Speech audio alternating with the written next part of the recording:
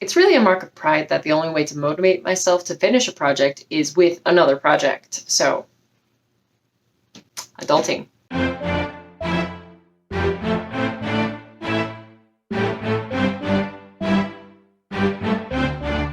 Hello again, I am Laurel, and today we're finishing this project.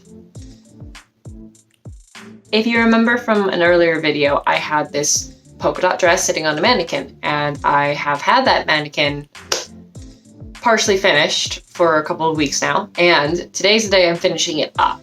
I'd also like to use this video to showcase some of the other dresses that I've made this summer, because, you know, that's what you do.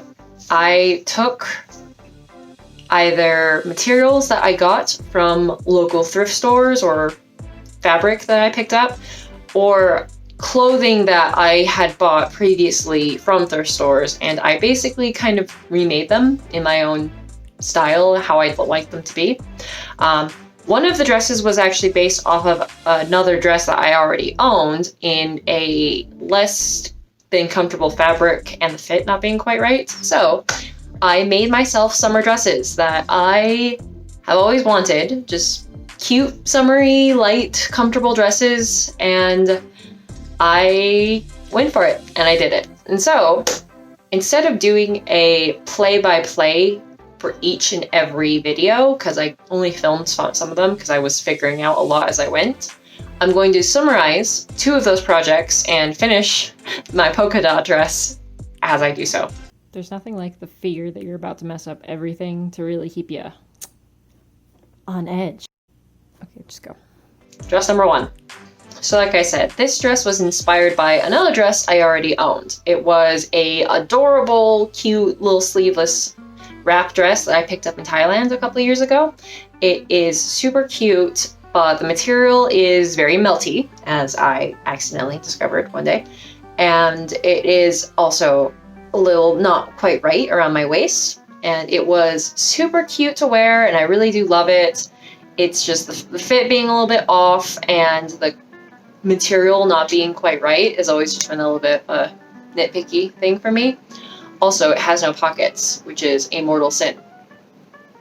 So, with my version of this dress, I used a rayon poly blend, I think. I assume it's a poly blend just because I really don't think it's purely rayon, because it was super cheap and it was meant for curtains, I believe, which was awesome. I did do a little bit of a cotton lining around the top portion of the dress just so that it would be a little bit stronger and so that I could feel a little bit more in control of that hemline for the top. And also because contrasting fabric is adorable. So my stitching wasn't quite great, and the way I took this pattern off the dress wasn't perfect, but I'm still very happy with how I did it. Also, major improvement, it now has pockets, so I'm very happy with it. Dress number 2. This was a really adorable pattern, and honestly that's why I probably bought the skirt in the first place. I just loved how it looked. This skirt wasn't really flattering, and I was very frustrated every time I would try and wear it because I just could not make it look cute in a way I was really wanting to with this pattern that I loved. So, after a major session of YouTube binging, I decided I'm just gonna cut and sew and make a dress out of it. And it turned out pretty good, I think. Honestly, if I'm being completely honest here, I think watching The Sound of Music and the Pinteresty images that we see all the time about like corseted peasantry dresses definitely got to me. And I wanted something that just kind of laced up a little bit in the front, because I don't own anything like that. And just wanted to do something cute, you know? I love this dress so much now that I've made it. It makes me feel like a princess every time I wear it. It's just like with the collar and the big poofy sleeves that I'd like to wear with one of my shirts. I think it's super cute, and the way that I managed to keep the original pleats in the skirt was awesome. I'm really proud of how I pleated it up and how it fits and how it looks. And here's our last dress for today. This polka dot dress was also a skirt, and again, it was a skirt I picked up from a thrift store. And I picked this one up specifically to make a project out of it. And I feel a little bit bad about doing that sometimes because you don't want to pick up perfectly good garments that someone else might really like as is. But this one had a manufacturer defect, and the lining had been sewn wrong side out, basically, to the skirt. So I didn't feel bad about grabbing this one. I knew no one else was really probably going to pick it up, and I could take it as my own little orphan child and make it into a whole new dress. For this one, I really wanted to go for a more sophisticated design, if that makes any sense. I was very much inspired by more of like a 50s, like off-sleeve kind of dress style, and that's where I was going for with that sweetheart neckline. It was my first time fully making a fitted garment, though, and that's something I was really excited to try and do. This now came in handy as I have made a mannequin for myself, based on myself, so I could drape it and I could hang it up and look at it as I sewed and as I was trying to figure out the shape. If I'm being very honest, I think I messed up a lot in how I have started and how I've sewn a lot of the dress. I didn't make a pattern for any of it, and I didn't properly cut the lining to match up with any of that, as you can see right here. Let's go over to sewing Laurel now. It'd be nice if I knew what I was doing, but I don't. But basically I'm just kind of tacking these little ruffly thingies I tried to do in place. Do I know how to do any of those things? No, but we're gonna do them. Basically, my knowledge is that make these stay the way I want them to stay, even though I've sewn them down now.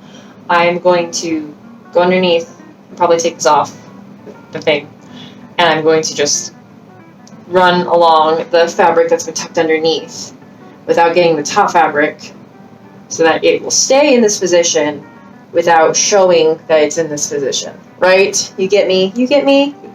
You get what's going on, right? We all know what's going on, right?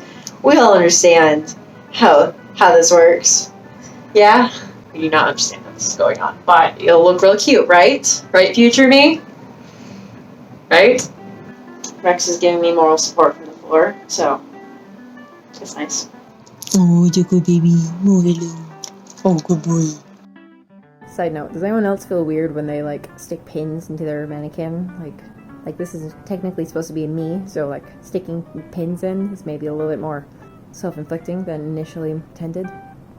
Now, I should be making sure the lining is actually cut and fitted to the same pattern that the dress outer layer is, but I'm not doing that because I'm lazy and I want it to be done.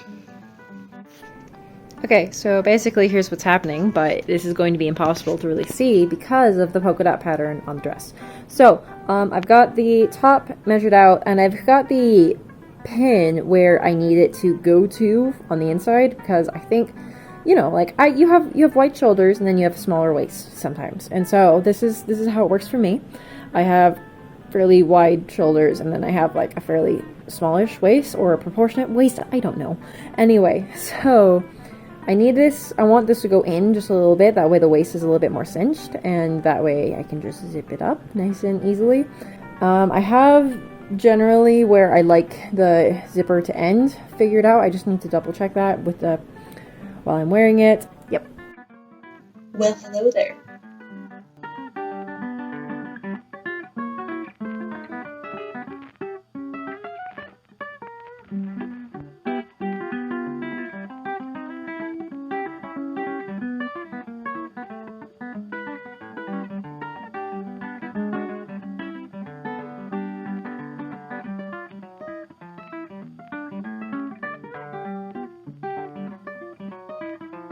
And there we go.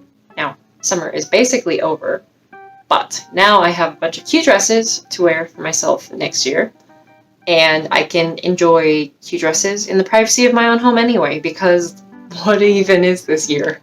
Thank you for sticking around. I still have way too many projects currently planned and currently going. Would anyone be interested in a projects list? It might be more for me, but I'll see you again soon, and thank you for watching the video.